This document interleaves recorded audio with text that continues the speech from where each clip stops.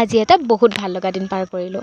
এয়া চাওকচোন ইমান ধুনীয়া ভিউ, ৰাতিপুৱাতে ভিউ এনজয় কৰি আছোঁ। পিছে মই অকলে নহয় দেই, আমি দুয়োটাই একেলগে।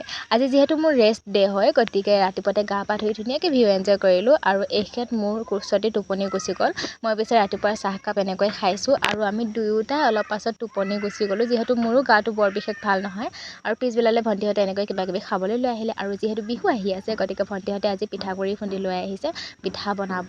আৰু মোৰ যে এইখিনি সময়ত গাটো ইমান বেছি বেয়া লাগিছে, একেবাৰে পেটটো বিষ আৰু আদা দি চাহ একাপ খাবলৈ মন গৈছিল। সেই ভণ্টিহঁতক ক'লোঁ, ভণ্টিহঁতে ধুনীয়াকৈ পকৰি চাহ আনি দিলে আৰু এতিয়া ভণ্টিহঁতে মালপোৱা বনাবলৈ ৰেডি কৰি লৈছে।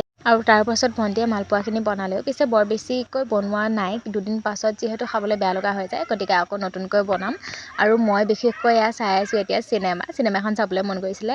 আনফালে পিছদিনাখন মই ৰাতিপুৱা যাবলৈ লৈছোঁ স্কুললৈকে।